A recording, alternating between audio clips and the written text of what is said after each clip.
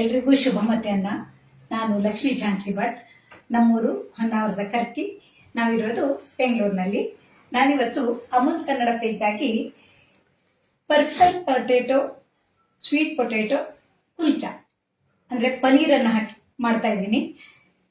ಯಾವಾಗಲೂ ನೀವು ಸ್ವೀಟ್ ಪೊಟೇಟೊವನ್ನು ಬಿಳೆ ಕಲರ್ನಲ್ಲಿ ಅಥವಾ ಹಳದಿ ಕಲರ್ನಲ್ಲಿ ನೋಡ್ತೀರಾ. ನಾನಿವತ್ತು ಈ ಪರ್ಪಲ್ ಸ್ವೀಟ್ ಪೊಟೇಟೊ ನೋಡಿ, ಇದರಲ್ಲಿ ವಿಟಮಿನ್ಸ್ ಎಲ್ಲ ಜಾಸ್ತಿ ಇದೆ ಅಂತ ಹೇಳೋದು. ಇದು ಅಪರೂಪಕ್ಕೆ ಸಿಗುವಂಥದ್ದು. ಇದನ್ನು ಉಪಯೋಗಿಸಿ ನೋಡಿ, ಈ ರೀತಿ ಇರುತ್ತೆ. ಇದನ್ನು ನಾನು ಕುಕ್ಕರ್ನಲ್ಲಿ ಬೇಯಿಸಿದವಾಗ ಯಾವ ರೀತಿ ಕಾಣಿಸುತ್ತೆ ಅಂತ ತೋರಿಸ್ತೀನಿ. ಇದೇ ಕಲರ್, ಪರ್ಪಲ್ ಕಲರ್ ಬರುತ್ತೆ. ಅದರ ಪಲ್ಪು ಚೆನ್ನಾಗಿರುತ್ತೆ ಮತ್ತು ಆರೋಗ್ಯಕರವಾಗಿರುವಂತಹ, ಇದರಲ್ಲಿ ನೋಡಿ ವಿಟಮಿನ್ ಎ ಆ್ಯಂಡ್ ಸಿ ಎಲ್ಲ ಇದೆ. ಅದ್ರ ಜೊತೆಗೆ ನಾವು ಅಮೂಲ್ ಪ್ರಾಡಕ್ಟನ್ನು ಉಪಯೋಗಿಸಿ ಯಾವ ರೀತಿಯಾಗಿ ಕುಲ್ಚಾ ಮಾಡೋದು ಅಂತ ತೋರಿಸ್ತೀನಿ. ಅದಕ್ಕಾಗಿ ನಾನಿಲ್ಲಿ ಅಮೂಲ್ ಪ್ರಾಡಕ್ಟಲ್ಲಿ ಅಮೂಲ್ ಆರ್ಗ್ಯಾನಿಕ್ ಗೋಧಿ ಹಿಟ್ಟು, ಹಾಗೆ ಅಮೂಲ್ ಬೆಣ್ಣೆ, ಅಮೂಲ್ ತುಪ್ಪ, ಅಮೂಲ್ ಹಾಲನ್ನು ಕಾಯಿಸಿಟ್ಕೊಂಡಿದ್ದೀನಿ, ಹಾಗೆ ಅಮೂಲ್ ಪನೀರನ್ನು ತಗೊಂಡಿದ್ದೀನಿ. ಇದಕ್ಕೆ ಅಮೂಲ್ ಸಕ್ಕರೆಯನ್ನು ಹಾಕ್ಬೋದು. ನಾನು ಸಕ್ಕರೆಯನ್ನು ಹಾಕ್ತಾ ಇಲ್ಲ. ಇವಾಗ ಇವೆಲ್ಲ ಉಪಯೋಗಿಸಿ ಯಾವ ರೀತಿ ಮಾಡೋದು ಅಂತ ತೋರಿಸ್ತೀನಿ. ನನ್ನದೇ ಆದ ವಿಧಾನದಲ್ಲಿ ನಾನು ಆರೋಗ್ಯಕರವಾಗಿರುವಂಥದ್ದನ್ನು ತೋರಿಸ್ತಾ ಇದ್ದೀನಿ.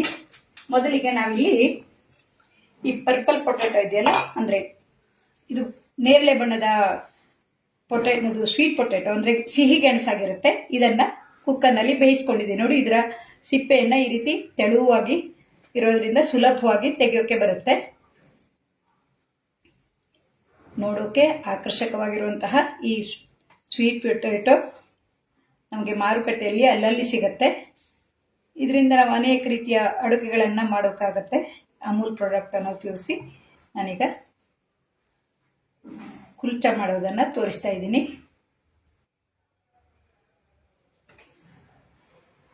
ನಾನ್ ಮತ್ತೆ ಕುಲ್ಚಾ ಮಾಡೋಕ್ಕೆ ಕೆಂಡದ ಒಲೆ ಬೇಕಾಗಿರುತ್ತೆ. ಆದರೆ ನಾನಿಲ್ಲಿ ತವಾದಲ್ಲಿ ಯಾವ ರೀತಿಯಾಗಿ ಮಾಡೋದು ಅಂತ ತೋರಿಸ್ತೀನಿ. ನೋಡಿ, ಇದರ ಸಿಪ್ಪೆಯನ್ನು ಈ ರೀತಿ ತೆಕ್ಕೊಂಡ್ರೆ ಒಳ್ಳೆಯದು. ತೆಗಲಿಕ್ಕೆ ಆಗಲಿಲ್ಲ ಅಂದರೂ ಏನು ಪರವಾಗಿಲ್ಲ, ಯಾಕೆಂದರೆ ನಾವು ಇದನ್ನು ಚೆನ್ನಾಗಿ ತೊಳೆದಿರ್ತೀವಿ. ಸಿಪ್ಪೆ ಸಹಿತ ಇದ್ರೂ ಪರವಾಗಿಲ್ಲ.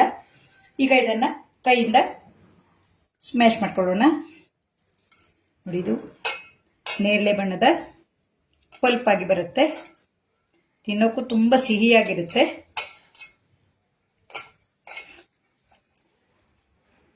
ಇದ್ರ ಜೊತೆಗೆ ನಾವು ಈಗ ಅಮೂಲ್ ಪ್ರಾಡಕ್ಟನ್ನೆಲ್ಲ ಉಪಯೋಗಿಸಿದಾಗ ತುಂಬ ರುಚಿಯು ಜಾಸ್ತಿಯಾಗಿ ಬರುತ್ತೆ. ನೋಡಿ, ಇದನ್ನು ಸುಲಭವಾಗಿ ಈ ರೀತಿ ಕೈಯಿಂದನೇ ಹೀಗೆ ಪುಡಿ ಪುಡಿಯಾಗಿ ಮಾಡ್ಕೊಳ್ಳೋಕೆ ಬರುತ್ತೆ. ಕಾಣಿಸ್ತಾ ಇದೆಯಲ್ಲ. ಇದಕ್ಕೆ ನಾನಿಲ್ಲಿ ರುಚಿಗೆ ತಕ್ಕಷ್ಟು ಉಪ್ಪು,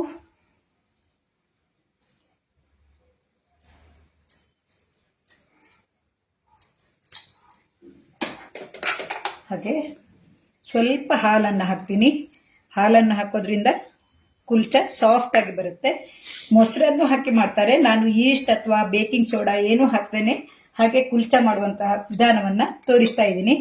ಸ್ವಲ್ಪ ತುಪ್ಪವನ್ನು ಹಾಕೊಳ್ಳೋಣ. ಇವಿಷ್ಟನ್ನೇ ಹಾಕೊಳ್ಳೋಣ. ಆಮೇಲೆ ನಾನು ಬೇರೆದನ್ನೆಲ್ಲ ಇದನ್ನು ಸ್ಟಫ್ ಮಾಡಲಿಕ್ಕಿದೆ. ಇದರ ಜೊತೆಗೆ ಹಿಡಿಸುವಷ್ಟು ಗೋಧಿ ಹಿಟ್ಟನ್ನು ಹಾಕೊಳ್ಳೋಣ. ಅಮೂಲ್ ಗೋಧಿ ಹಿಟ್ಟು ಚೆನ್ನಾಗಿರುತ್ತೆ. ಇದು ಇನ್ಸ್ಟಂಟ್ ಆಗಿ ಮಾಡುವಂತಹ ಕುಲ್ಚಾ ಆಗಿರುತ್ತೆ.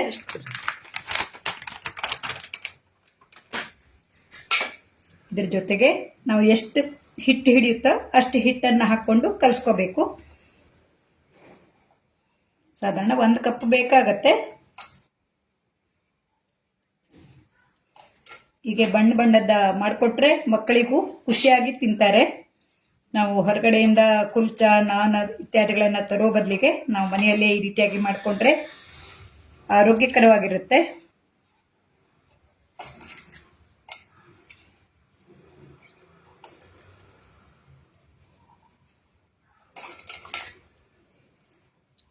ಇದನ್ನು ನೆನೆಬೇಕು ಅಂತೇನಿಲ್ಲ, ನಾವು ದಿಢೀರ್ ಅಂತ ಮಾಡುವಂತಹ ಕುಲ್ಚಾ ಆಗಿರುತ್ತೆ. ಇಷ್ಟೆಲ್ಲ ಹಾಕಿದವಾಗ ಅದು ಉಬ್ಬಿ ಬರೋ ತನಕ ನಾವು ಇಡಬೇಕಾಗತ್ತೆ. ಇದು ಈಸ್ಟ್ ಅಥವಾ ಬೇಕಿಂಗ್ ಸೋಡಾ ಹಾಕದೆ ಮಾಡುವಂತಹ ನಾರ್ಮಲ್ ಕುಲ್ಚಾ ಆಗಿರುತ್ತೆ.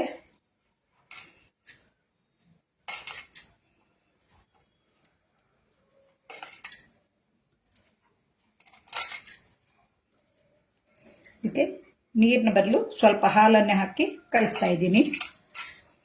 ಅಮೂಲ್ ಹಾಲನ್ನು ಕಾಯಿಸಿ ಇಟ್ಕೊಂಡಿದ್ದೀನಿ.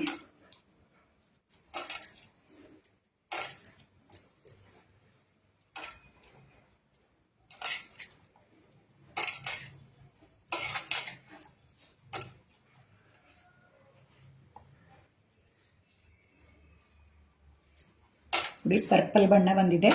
ನಾವು ನಾರ್ಮಲ್ ಗೆಣಸಿನಿಂದಾದರೆ ಬಿಳೆ ಕಲರ್ ಇರುತ್ತೆ, ಅಥವಾ ಕೆಲವೊಂದು ಕೇಸರಿ ಕಲರ್ದು ಗೆಣಸು ಇದೆ. ನಮ್ಮ ಮಗಳ ಮನೆಯಲ್ಲಿ ತಂದಿದ್ದು ಸುಮಾರು ಮನೆಯಲ್ಲಿ ನಾವು ಕೇಸರಿ ಅಂದರೆ ಕ್ಯಾರೆಟ್ ಬಣ್ಣದ ಗೆಣಸನ್ನು ಬೆಳೆದಿದ್ದೀವಿ. ಇದು ಪರ್ಪಲ್ ಬಣ್ಣದ ಗೆಣಸಾಗಿದೆ.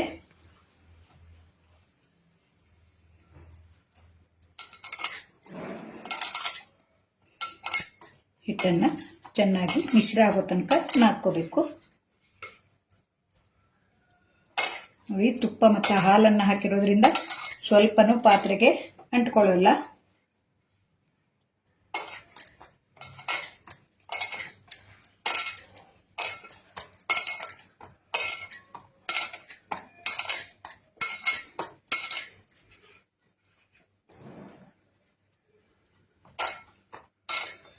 ಈ ರೀತಿ ಚೆನ್ನಾಗಿ ನಾದ್ಕೊಂಡಿದ್ದಾಯಿತು.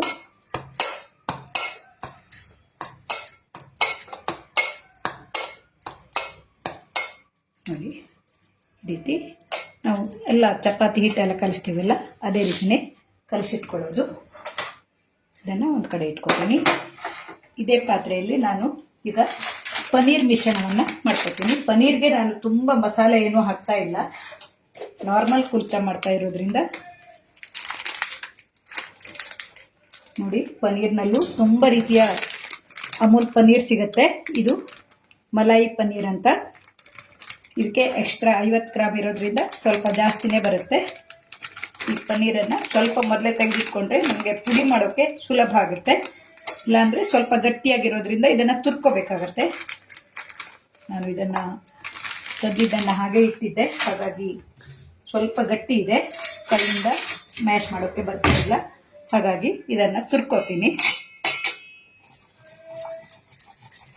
ಇಲ್ಲಾಂದರೆ ಸ್ವಲ್ಪ ಮೊದಲೇ ತೆಗೆದಿಟ್ಕೊಂಡ್ರೆ ಇದು ಪುಡಿ ಪುಡಿ ಕೈಯಿಂದನೇ ಮಾಡ್ಕೋಬಹುದು. ಫ್ರೆಶ್ ಪನ್ನೀರ್ ಹಾಕೋದ್ರಿಂದ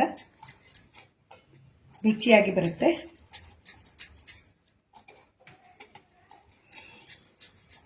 ಇವನ್ನೆಲ್ಲ ನಾವು ಆನ್ಲೈನಲ್ಲಿ ಸುಲಭವಾಗಿ ತರಿಸ್ಕೋಬಹುದು. ನಾವು ಲೈವ್ ಅಡುಗೆ ಮಾಡ್ತೀವಿ ಅಂದರೆ ನಾವು ಇಲ್ಲೆಲ್ಲ ರೆಡಿ ಮಾಡ್ಕೊಳ್ಳೋದ್ರೊಳಗೆ ಆನ್ಲೈನಲ್ಲಿ ಬುಕ್ ಮಾಡಿದರೆ ಮನೆ ಬಾಗಿಲಿಗೆ ಬಂದು ಬರುತ್ತೆ. ಇದು ಪೇಟೆಯಲ್ಲಿ ಮಾತ್ರ ಸಾಧ್ಯ ಆಗಿದೆ, ಹಳ್ಳಿಯಲ್ಲೆಲ್ಲ ಇನ್ನೂ ಇವೆಲ್ಲ ಸಾಮಗ್ರಿ ಎಲ್ಲವೂ ಬಂದಿಲ್ಲ. ಈ ಮಿಲ್ಕ್ ಪ್ರಾಡಕ್ಟ್ಸ್ ಅದನ್ನ ಎಲ್ಲ ಕಡೆ ಸಿಗುತ್ತೆ, ಮಾಲಲ್ಲೆಲ್ಲ ಸಿಗುತ್ತೆ. ಇದು ಗ್ರೋಸರಿ ಅದೆಲ್ಲ ಆನ್ಲೈನಲ್ಲೇ ತಗೋಬೇಕಾಗತ್ತೆ. ಆದರೂ ಅಮೂಲ್ ಪ್ರಾಡಕ್ಟನ್ನು ಉಪಯೋಗಿಸಿ ನಾನಂತೂ ಈಗಾಗಲೇ 20-25 ರೀತಿ ಅಡುಗೆಯನ್ನು ಮಾಡಿದ್ದೀನಿ. ಹಾಗೆ ನನ್ನ ಗೆಳತಿಯರೆಲ್ಲರೂ ದಿನಾಲು 3-4 ಮಂದಿ ಬೇರೆ ಬೇರೆ ರೀತಿಯ ಅಡುಗೆಗಳನ್ನು ಮಾಡ್ಕೊಂಡಿದ್ದಾರೆ. ಇದರ ಸ್ಟಫಿಂಗಿಗೆ ಎಷ್ಟು ಬೇಕೋ ಅಷ್ಟು ಪನ್ನೀರನ್ನು ಈ ರೀತಿ ಸ್ಮ್ಯಾಶ್ ಮಾಡ್ಕೊಂಡು ಬಿಡೋಣ. ಸ್ವಲ್ಪ ಮೊದಲೇ ತೆಗೆದಿಟ್ರೆ ಕೈಯಿಂದನೇ ನಾವು ಸ್ಮ್ಯಾಶ್ ಮಾಡ್ಕೊಳ್ಳೋಕ್ಕೆ ಬರ್ತಿತ್ತು. ನೋಡಿ, ಒಂದೊಂದು ಮೆದುವಾಗಿದೆ. ಮೆದುವಾಗಿಲ್ಲ ಅಂದರೆ ನಾವು ಈ ರೀತಿ ಸ್ವಲ್ಪ ತುರ್ಕೊಂಡ್ರಾಯ್ತು.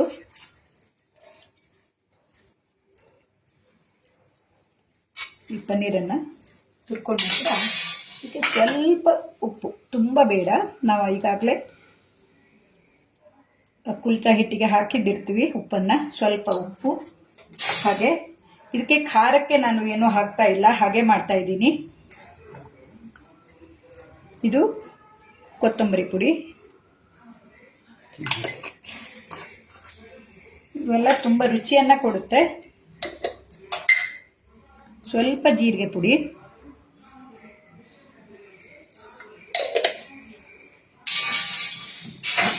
ಹಾಗೆ ಸ್ವಲ್ಪ ಕೊತ್ತಂಬರಿ ಸೊಪ್ಪು, ಇವನ್ನು ಹಾಕಿ ಮಿಶ್ರ ಮಾಡಿ ಉಂಡೆ ಮಾಡ್ಕೊತೀನಿ. ನಿಮಗೆ ಖಾರ ಬೇಕು ಅಂದರೆ ಖಾರನೂ ಹಾಕ್ಕೋಬಹುದು. ನಾನಿಲ್ಲಿ ಖಾರವನ್ನು ಬಳಸ್ತಾ ಇಲ್ಲ. ಮಸಾಲೆನೂ ಅಷ್ಟೇ, ನಿಮಗೆ ಗರಂ ಮಸಾಲೆ ಇತ್ಯಾದಿಗಳೆಲ್ಲವನ್ನು ಹಾಕ್ಕೊಳ್ಬೋದು. ಇದನ್ನು ನಾವು ಈ ರೀತಿ ಮಿಶ್ರ ಮಾಡಿಕೊಂಡು ಪುಟ್ಟ ಪುಟ್ಟ ಉಂಡೆ ಮಾಡ್ಕೊಳ್ಳೋಣ. ನಾವು ಎಷ್ಟು ದೊಡ್ಡ ನಾನ್ ಮಾಡ್ತೀವೋ ಅದಕ್ಕೆ ಸರಿಯಾಗುವ ಹಾಗೆ ಈ ಉಂಡೆಗಳನ್ನು ಮಾಡಿಟ್ಕೊಳ್ಳೋದು. ನಾನಿಲ್ಲಿ 4 ಮಾಡಿ ತೋರಿಸ್ತಾ ಇದ್ದೀನಿ.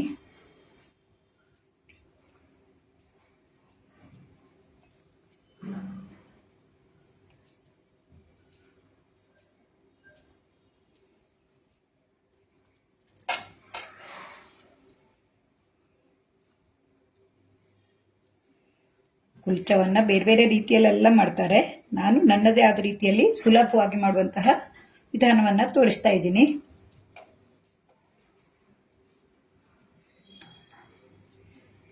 ಲೈವಲ್ಲಿ ಯಾರು ಬಂದಿದ್ದೀರಾ ಅಂತ ಗೊತ್ತಾಗ್ತಾ ಇಲ್ಲ, ಯಾರು ಬಂದಿಲ್ಲ ಅನ್ಸುತ್ತೆ. ಯಾರಾದರೂ ಬಂದದಿದ್ರೆ ಕಮೆಂಟ್ ಮಾಡಿ, ಇಲ್ಲ ಅಂದರೆ ನೀವು ಆಮೇಲೂ ಯಾವಾಗಲೂ ನೋಡ್ಬೋದು. ನಾವು ಲೈವಲ್ಲಿ ಬರ್ತೀವಿ ಅಂತ ಮೊದಲೇ ಗೊತ್ತಾದರೆ ನಮ್ಮ ಅನೇಕ ಗೆಳತಿಯರು ಲೈವಲ್ಲಿ ನೋಡೋಕೆ ಸುಲಭ ಆಗತ್ತೆ.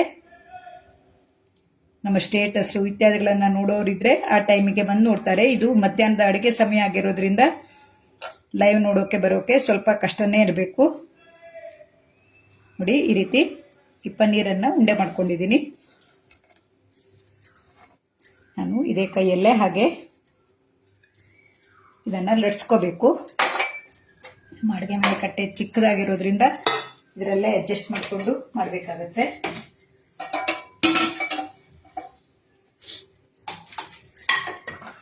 ಈಗ ಈ ಉಂಡೆಯನ್ನು ಚಪಾತಿ ಹಿಟ್ಟಿನ ಹದಕ್ಕೆ ಮಾಡ್ಕೊಂಡಿದ್ನಲ್ಲ,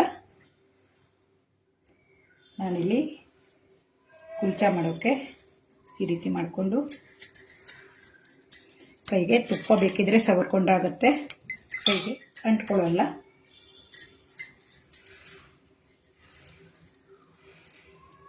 ಈ ರೀತಿ ಅಗಲ ಮಾಡಿಕೊಂಡು ಈ ಪನ್ನೀರ್ ಉಂಡೆಯನ್ನು ಇಟ್ಟು ನಾವು ಸ್ಟಫ್ ಮಾಡ್ಕೊಳ್ಳೋದು.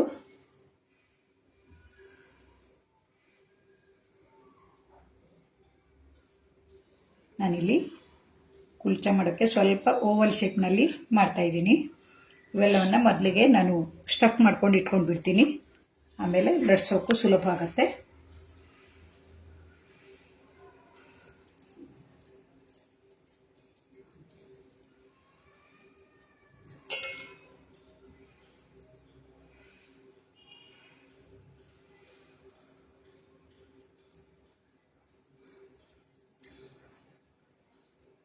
ಸ್ಟಫಿಂಗು ಸರಿಯಾಗಿ ತುಂಬಿಕೊಂಡ ನಂತರ ನಾವು ಓವಲ್ ಶೇಪ್ ಕೊಟ್ಕೋಬೇಕು.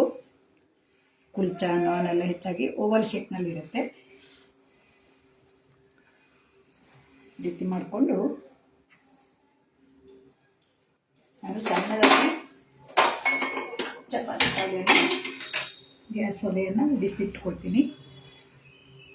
ಸವಿತಾ ಕಿರಣ್ ಬಂದಿದ್ದಾರೆ. Super, thank you Savita Kiran. ಲೈವಲ್ಲಿ ನಮಗೆ ಯಾರಾದರೂ ಕಮೆಂಟ್ ಹಾಕ್ತವಾಗ ಯಾರು ನೋಡ್ತಾ ಇದ್ದೀರಾ ಅಂತ ಕಮೆಂಟ್ ಹಾಕೋಕೆ ತುಂಬ, ನೀವು ಕಮೆಂಟ್ ಹಾಕಿದ್ರೆ ನನಗೆ ಮಾತಾಡೋಕೆ, ನಿಮ್ಮ ಹೆಸರನ್ನು ಹೇಳಿ ಮಾತಾಡೋಕೆ ಖುಷಿ ಆಗುತ್ತೆ. Thank you.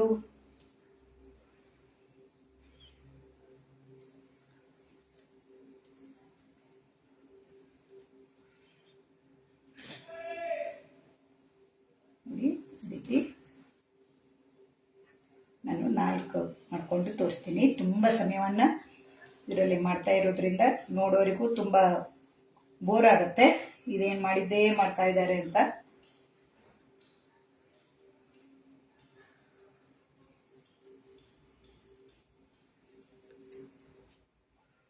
Ramya Gourish super ಹೇಳಬಾರ್ದು. ನೀವೆಲ್ಲ ಈಗಾಗಲೇ ತುಂಬ ಅಡುಗೆಗಳನ್ನು ಮಾಡಿದ್ದೀರಿ, ರಮ್ಯಾ, ಸವಿತಾ ಕಿರಣ್ ಅವರೆಲ್ಲ. ನನ್ನದು ಇದೊಂದು ಲೈವ್ ಅಡುಗೆಯಲ್ಲಿ ಒಂದು ಕೊಡುಗೆ ಅಂತ ಹೇಳ್ಬೋದು. ಸೂಪರ್ ಇದ್ದು ರೆಸಿಪಿ, ನಾ ಟ್ರೈ ಮಾಡ್ತೇವೆ. ರಮ್ಯಾ ಗೌರೀಶ್. ಇದನ್ನು ಸ್ವಲ್ಪ ಗೋಧಿ ಹಿಟ್ಟನ್ನು ಮಿಶ್ರ ಮಾಡಿ ಲಟ್ಸ್ಕೊಳ್ಳೋಣ. ಈ ಅಮೂಲ್ ಗೋಧಿ ಹಿಟ್ಟು ಅಷ್ಟೇ ತುಂಬ ಚೆನ್ನಾಗಿ ಬರುತ್ತೆ. ಇದು 1 kg ಮತ್ತು 5 kg ಪ್ಯಾಕೆಟ್ನಲ್ಲಿ ಬರುತ್ತೆ. ನಮ್ಮದು ಈಗಾಗಲೇ 5 kgದು ಖಾಲಿಯಾಗಿ ಈಗ 1 kgದನ್ನೇ ತರಿಸ್ಕೊಂಡಿದ್ದೀನಿ. ತುಂಬ ಚೆನ್ನಾಗಿ ಬರುತ್ತೆ, ಎಲ್ಲ ಅಡುಗೆ ಮಾಡೋಕ್ಕೆ ತುಂಬ ಚೆನ್ನಾಗಿರುತ್ತೆ. ಈಗ ಇದನ್ನು ನಾವು ಲಟ್ಸ್ಕೊಳ್ಳೋಣ.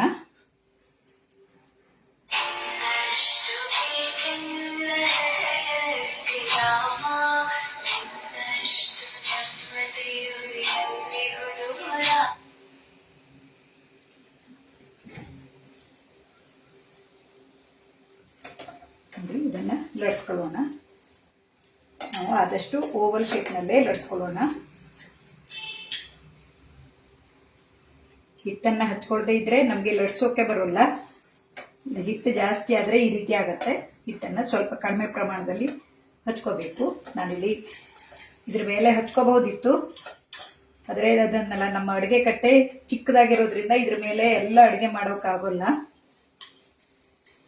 ನಾನು ವಿಡಿಯೋಕ್ಕಾಗಿ ಅಡುಗೆ ಮಾಡೋದಲ್ಲ, ಅಡುಗೆ ಮಾಡೋದನ್ನ ವಿಡಿಯೋ ತೋರಿಸೋದ್ರೊಳಗೆ ಮೊದಲೆಲ್ಲ ಹೇಳ್ತೀನಿ. ನಾವು ದಿನನಿತ್ಯ ಮಾಡುವಂಥ ಅಡುಗೆ ಮನೆ ಕಟ್ಟೆನೇ ಇರುತ್ತೆ, ಅದೇ ಬಾಣಲೆ ಇದೆಲ್ಲ ಇರುತ್ತೆ. ಇದ್ರ ಸಲುವಾಗಲೇ ಅಂತೂ ಮಾಡೋದು ಇಲ್ಲ. ನೋಡಿ, ಸ್ಟಫಿಂಗ್ ಇದು ಸರಿಯಾಗದೇ ಇದ್ರೆ ಸ್ವಲ್ಪ ಬಿಟ್ಕೊಂಡು ಬರುತ್ತೆ. ಚೆನ್ನಾಗಿ ಸ್ಟಫ್ ಮಾಡ್ಕೋಬೇಕು. ಈಗ ಇದಕ್ಕೆ ನಾನು ಸ್ವಲ್ಪ ಬಿಳೆ ಎಳ್ಳು ಮತ್ತು ಕೊತ್ತಂಬರಿ ಸೊಪ್ಪನ್ನು ಹಾಕಿ ಇನ್ನೊಮ್ಮೆ ಲಟ್ಸ್ಕೊತೀನಿ. Rajitha Rajeshwari, thank you Rajeshwari. Rajitha super. Rajeshwari. Ramya Gourish ಹೊಸ ರೆಸಿಪಿ ಗುಡ್ ಹೇಳ್ಬಾರ್ದು.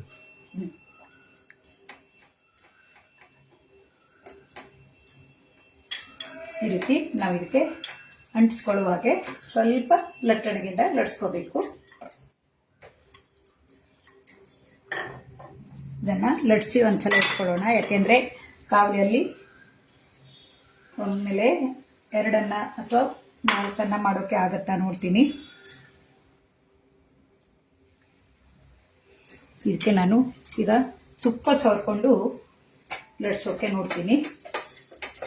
ತುಂಬ ಹಿಟ್ಟಾದರೆ ನೋಡೋಕ್ಕೂ ಚೆನ್ನಾಗಿರೋಲ್ಲ.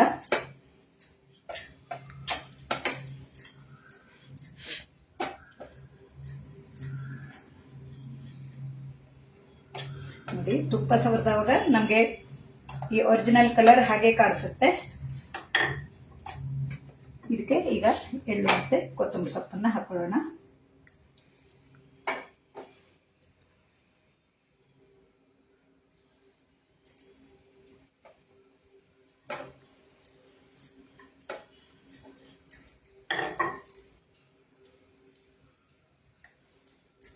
ಈಗ ಕಾವಲಿ ಚೆನ್ನಾಗಿ ಕಾಯಲಿ.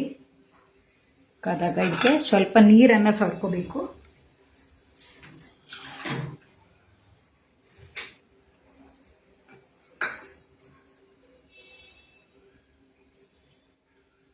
ಇದಕ್ಕೆ ಒಂದು ಕಡೆ ಸ್ವಲ್ಪ ನೀರನ್ನು ಸವರ್ಕೊಂಡು ಈ ಚಪಾತಿ ಕಾವಲಿಗೆ ಹಾಕಬೇಕು.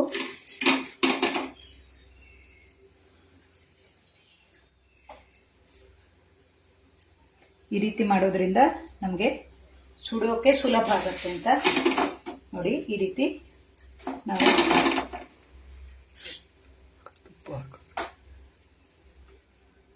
ಕಾವಲಿಯಲ್ಲಿ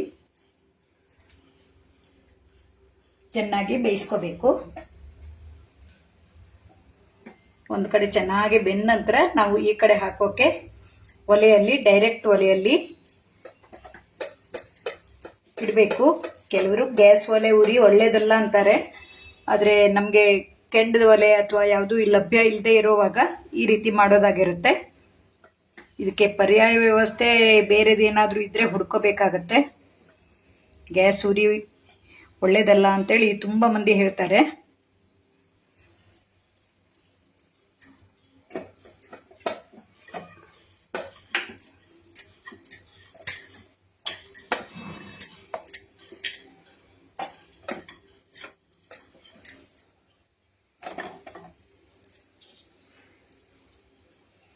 ನಮಗೆ ಇದು ಒಂದು ಸೈಡು ಬೆಂದಿದೆ ಅಂತ ಗೊತ್ತಾಗೋದು ಸ್ವಲ್ಪ ಸಣ್ಣ ಸಣ್ಣ ಗುಳ್ಳೆ ಬಂದ ನಂತರ ನಾವು ಈ ಕಡೆ ಡೈರೆಕ್ಟ್ ಉರಿಯಲ್ಲಿ ಈ ಬಾಣಲೆ ತವಾ ಯಾವ್ದು ಹೇಳ್ತಿರೋ ಗೊತ್ತಿಲ್ಲ, ನಮ್ಮಲ್ಲಿ ನಾವು ಚಪಾತಿ ಬಂಡಿ ಅನ್ನೋದು. ಕಾವಲಿ ಅಂದರೆ ಬಹುಶಃ ದೋಸೆ ಕಾವಲಿ, ಚಪಾತಿ ಕಾವಲಿ ಅಂತಾರೆ.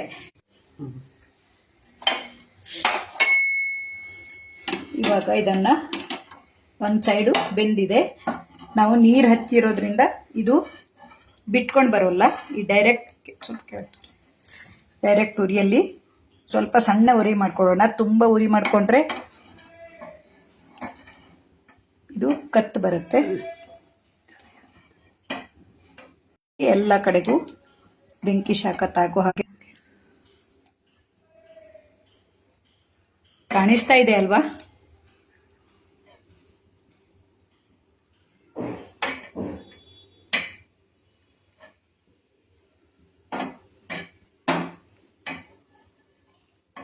ಕೆಂಡದ ಒಲೆ ಆದ್ರೆ ಕೆಂಡದ ಘಮ ಚೆನ್ನಾಗಿ ಬರುತ್ತೆ.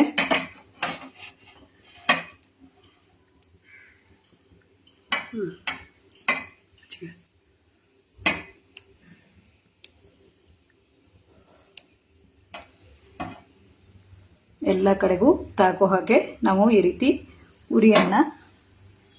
ಉರಿಯಲ್ಲಿ ಹಿಡ್ಕೋಬೇಕು. ಅಂದ್ರೆ ಚಪಾತಿ ನಾವು ಬೇಯಿಸ್ತೀವಲ್ಲ ಅದೇ ರೀತಿ ಆಗಿರ್ಬೇಕು. ನೋಡಿ, ಇದು ಚೆನ್ನಾಗಿ ಬೆಂದು ಬಂದಿದೆ.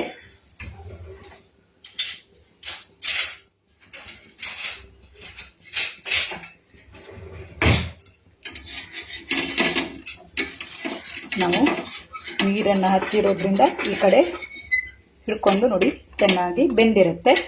ಬೇಕಿದ್ರೆ ನಿಮಗೆ ಬೆಂದಿಲ್ಲ ಅಂತ ಅನಿಸಿದರೆ ಇನ್ನೊಮ್ಮೆ ಈ ಕಡೆ ನಾವು ವೀರ ರೇಖಾ ಕಟಾರಿಯ ಸೂಪರ್ ರೇಖಾ, ಥ್ಯಾಂಕ್ ಯು. ನೀವೆಲ್ಲ ಲೈವ್ ಅಲ್ಲಿ ಬಂದು ವಾರಕ್ಕೊಮ್ಮೆ ಅಡುಗೆ ಮಾಡ್ತಾ ಇರುವಂತವರು ಈಗ ನನಗೆ ಹೊಸದಾಗಿ ಗೆಳತಿಯರಾಗಿದ್ದೀರಾ. ತುಂಬಾ ಮಂದಿ ಲೈವ್ ಅಲ್ಲಿ ಅಡುಗೆ ಮಾಡುವವರು ನಾವು ದಿನನಿತ್ಯ ಅವರ ಅಡುಗೆನು ನಾವು ನೋಡ್ತೀವಲ್ಲ, ನಮ್ಮ ಅಡುಗೆನು ಅವರು ನೋಡ್ತಾ ಇರೋದಕ್ಕೆ ನಾವು ಫ್ರೆಂಡ್ಸ್ ಆಗಿದ್ದೀವಿ. ಇದರಿಂದ ಎಷ್ಟೋ ಮಂದಿ ಫ್ರೆಂಡ್ಸ್ ಸಿಕ್ಕಿದ್ದಾರೆ. ಈ ಅಮೂಲ್ ಕನ್ನಡ ಪೇಜ್ನಲ್ಲಿ ಈ ರೀತಿ ಲೈವ್ ಅಡುಗೆ ಮಾಡೋದ್ರಿಂದ ನಮ್ಗೆ ಅನೇಕರ ಪರಿಚಯ ಆಗತ್ತೆ, ಅನೇಕರ ಅಭಿಪ್ರಾಯ ಗೊತ್ತಾಗತ್ತೆ, ಹೊಸ ಹೊಸ ಅಡುಗೆ ಕಲಿಬಹುದು, ನಮ್ಮ ಅಡುಗೆನೂ ಅವ್ರು ಟ್ರೈ ಮಾಡೋಕೆ ಆಗತ್ತೆ. ಈ ರೀತಿ ನಾವು ಎರಡೂ ಕಡೆ ಚೆನ್ನಾಗಿ ಬೇಯಿಸ್ಕೊಂಡ್ರೆ sweet potato paneer kulcha ready ಆಗತ್ತೆ. ಇದನ್ನೇ ನಾವು ಪರೋಟ ತರ ಮಾಡೋದು ಅಂದ್ರೆ ಹಾಗೆ ಲಟ್ಸಿ ಡೈರೆಕ್ಟ್ ಕಾವಲಿಯಲ್ಲಿ ತುಪ್ಪನೋ ಬೆಣ್ಣೆನೋ ಹಾಕಿ ಬೇಯಿಸೋದು. ನಾನು ಇದಕ್ಕೆ ಅಮೂಲ್ ಬೆಣ್ಣೆಯನ್ನು ಹಾಕಿ ತೋರಿಸ್ತೀನಿ. ಇದನ್ನ ನಾನು ಈ ರೀತಿ ಲಟ್ಸ್ಕೊಂಡ್ರು ಪರೋಟ ತರ ಬೇಯಿಸು ಮಾಡ್ತೀನಿ. ನೀರು ಹತ್ತಬೇಕಂತಿಲ್ಲ, ನಾನೀಗ ಪರೋಟ ತರ ಮಾಡಿ ತೋರಿಸ್ತಾ ಇದ್ದೀನಿ. ಕುಲ್ಚಾ ಆ ರೀತಿ ಆದ್ರೆ ಪರೋಟ ಅಂದ್ರೆ ಈ ರೀತಿ ಇರುತ್ತೆ.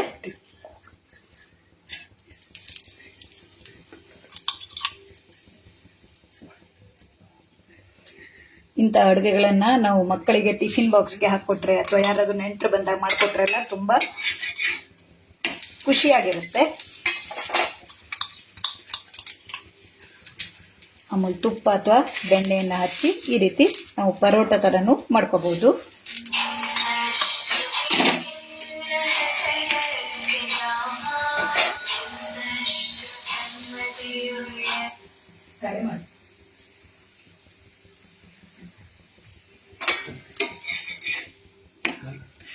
ಈ ರೀತಿ ಎರಡು ಕಡೆ ಬೇಯಿಸ್ಕೊಂಡ್ರೆ ನಾವು ಪರೋಟ ಅನ್ಬಹುದು.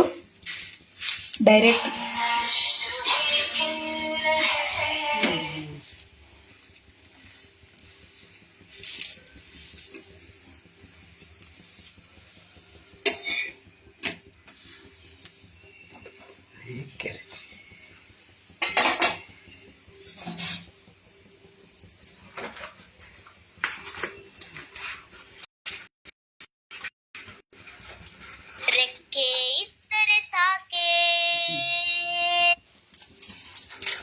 ನೋಡಿ, ಇದು ಬಿಸಿ ಇರುವಾಗಲೇ ನಾವು ಬೆಣ್ಣೆಯನ್ನು ಹಚ್ಕೊಂಡ್ರೆ ಬಟರ್ ಕುಲ್ಚಾ ಆಗುತ್ತೆ.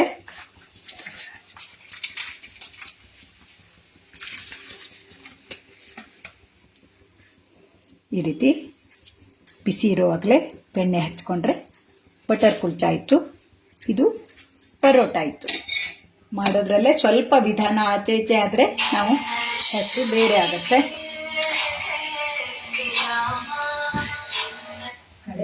ಸ್ವಲ್ಪ ಕ್ಲಿಕ್ ಮಾಡಿ. ಫೋನ್ ಬರ್ತಾ ಇತ್ತು, ನಮ್ಮ ಮನೆಯವರು ಮೊಬೈಲಲ್ಲಿ ವಿಡಿಯೋ ಮಾಡ್ತಾ ಇದ್ರು.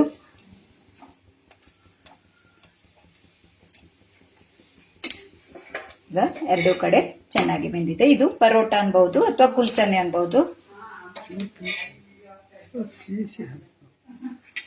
ಪೀಸ ನೋಡಿ, ಈಗ ಸ್ವೀಟ್ ಪೊಟೆಟೊ ಕುಲ್ಚಾ, ಪನ್ನೀರ್ ಕುಲ್ಚಾ ಅಥವಾ ಪರೋಟಾನೂ ಅನ್ಬೋದು. ನಾನು ಎರಡೂ ರೀತಿಯದ್ದು ಮಾಡಿ ತೋರಿಸಿದ್ದೀನಿ. ಅಮೂಲ್ ಪ್ರಾಡಕ್ಟನ್ನು ಉಪಯೋಗಿಸಿ ಮಾಡುವಂತಹ ಇಂತಹ ಆರೋಗ್ಯಕರವಾದ ಅಡುಗೆಯನ್ನು ನೀವು ಒಮ್ಮೆ ಮಾಡಿ ನೋಡಿ. ಈ ಸ್ವೀಟ್ ಪೊಟೆಟೊ ಕಲರ್ನಲ್ಲಿ ತುಂಬ ಚೆನ್ನಾಗಿರೋದ್ರಿಂದ ಆರೋಗ್ಯಕರವಾಗಿಯೂ ಇರುತ್ತೆ, ನೋಡೋಕ್ಕೂ ಚೆನ್ನಾಗಿರುತ್ತೆ. ಇಂತಹ ಅಡುಗೆ ಮಾಡೋಕ್ಕೆ ಅವಕಾಶ ಕೊಟ್ಟ ಅಮೂಲ್ ಕನ್ನಡ ಪೇಜ್ನ ಎಲ್ಲ ತಂಡದವರಿಗೂ ಧನ್ಯವಾದವನ್ನು ಹೇಳ್ತೀನಿ. ಹಾಗೆ ಲೈವಲ್ಲಿ ಬಂದು ಕಮೆಂಟ್ ಮೂಲಕ ಪ್ರೋತ್ಸಾಹಿಸಿದವರಿಗೆ ಹಾಗೆ ಆಮೇಲೂ ನೋಡಿದವರಿಗೆಲ್ಲರಿಗೂ ಧನ್ಯವಾದವನ್ನು ಹೇಳ್ತಾ ಈ ವಿಡಿಯೋವನ್ನು ಮುಗಿಸ್ತಾ ಇದ್ದೀನಿ.